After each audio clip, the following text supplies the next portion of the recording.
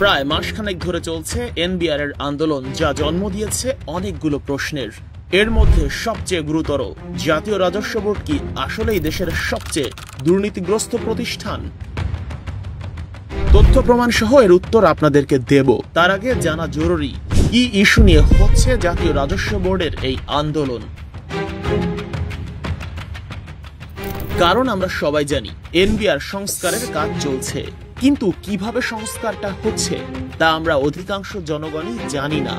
আমরা যারা আরেকটু খোঁজ খবর রাখছি তারা সর্বোচ্চ এতটুকু জানি যে এনবিআর কে দুই ভাগে বিভক্ত করা হবে, ফলে দুর্নীতি কমবে।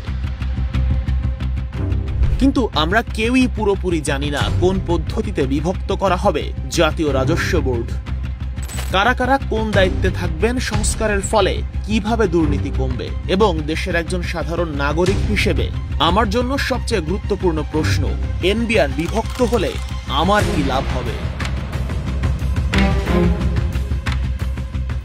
এনবিআর কে বলা হচ্ছে রাষ্ট্রের সবচেয়ে দুর্নীতিগ্রস্ত প্রতিষ্ঠান। আসলেই কি তাই? আসুন আমরা প্রমাণ সহ কথা বলি। 1993 সালে প্রতিষ্ঠিত জার্মান ভিত্তিক প্রতিষ্ঠান ট্রান্সপারেন্সি ইন্টারন্যাশনাল, যাদের কাজ বিশ্বের সকল দেশের দুর্নীতি নিয়ন্ত্রণে সঠিক তথ্য তুলে আনা এবং জনগণের কাছে তা প্রকাশ করে দেয়া। পৃথিবীর সকল দেশে তাদের শাখা রয়েছে। সেই ট্রান্সপারেন্সি ইন্টারন্যাশনালের বাংলাদেশ শাখা টিআইবির সবশেষ রিপোর্ট বলছে বাংলাদেশের সরকারি প্রতিষ্ঠানগুলোর মধ্যে দুর্নীতিতে 10 নম্বরের মধ্যেও নেই এনবিআর, যেখানে একেবারে শুরুর দিকেই আছে পাসপোর্ট অফিস, আইন শৃঙ্খলা রক্ষাকারী বাহিনী কিংবা ভূমি অফিসগুলো। টিআইবির প্রতিবেদন বলছে 2007 সাল থেকে এখন পর্যন্ত দুর্নীতিতে সবসময় শীর্ষে ছিল বাংলাদেশের আইন শৃঙ্খলা সেক্টর, ভূমি অফিস, বিচার বিভাগ, শিক্ষা খাত এবং স্বাস্থ্য খাত। যে এনবিআর কে বলা হচ্ছে রাষ্ট্রের সবচেয়ে দুর্নীতিগ্রস্ত প্রতিষ্ঠান, টিআইবি জরিপে তাদের অবস্থান আসলে কোথায় সেটাই আমরা দেখতে চাই। ট্রান্সপারেন্সি ইন্টারন্যাশনাল বাংলাদেশ 2007 সালে দুর্নীতিগ্রস্ত 10টি প্রতিষ্ঠানের নাম প্রকাশ করে। সেবার 10 প্রতিষ্ঠানের মধ্যে সবার শেষে ছিল ট্যাক্স বা কর। 2010 সালে প্রকাশিত প্রতিবেদনে অবস্থাটা আরেকটু খারাপ হয়ে যায়। এনবিআর অর্থাৎ কাস্টমস ও ট্যাক্স দুর্নীতিতে উঠে আসে 9 নম্বরে। 2012 সালে দুর্নীতি কমে এনবিআর এর অবস্থান চলে আসে আবারও সেই 10-এ। 2015-তে এনবিআর এর দুর্নীতির হার কমে যায় আরও 10 থেকে অবস্থান চলে যায় 11 নম্বরে। 2017 সালের টিআইবি রিপোর্টে সেই এনবিআর আরও উন্নতি করে। দুর্নীতিতে 11 নম্বরে থাকা প্রতিষ্ঠানটি নেমে যায় 13 নম্বরে। আর 2023 সালে প্রকাশিত সর্বশেষ প্রতিবেদনে সেই রাজস্ব বোর্ড দেশের দুর্নীতিগ্রস্ত শীর্ষ 15টি প্রতিষ্ঠানের মধ্যে আছে 14 নম্বরে। এখান থেকেই একটা বিষয় পরিষ্কার হয় যে এনবিআর কে নিয়ে এত দুর্নীতির অভিযোগ, প্রতি বছর তাদের দুর্নীতির হার কমেছে প্রশংসনীয় মাত্রায়। এবং বিগত 10 বছরে জাতীয় রাজস্ব বোর্ড কখনোই বাংলাদেশের শীর্ষ 10টি দুর্নীতিগ্রস্ত প্রতিষ্ঠানের মধ্যেই ছিল না। যারা ক্রমবর্ধমানভাবে দুর্নীতির হার কমাতে পেরেছে সেই প্রতিষ্ঠানকে আপনি বলছেন দুর্নীতির আঁতুড়ঘর, এটা কতটা যৌক্তিক?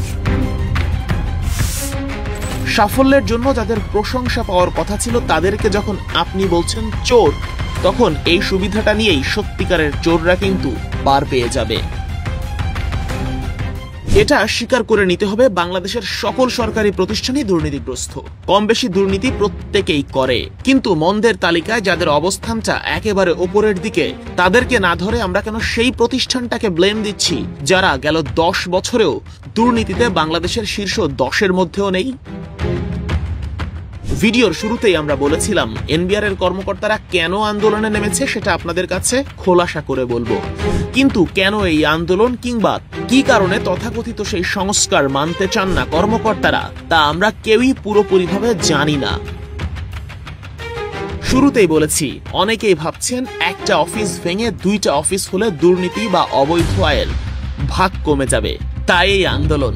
কিন্তু দুর্নীতি তো কমবেই না, উল্টো আরো একটি নতুন অফিস খোলা হবে, আরো নতুন কিছু লোকের আমদানি হবে যারা নতুন করে ভাগ বাটোয়ারায় লিপ্ত হয়ে যাবে, যা হবে দেশের অর্থনীতির বুকে সবচেয়ে বড় ছুরিকাঘাত।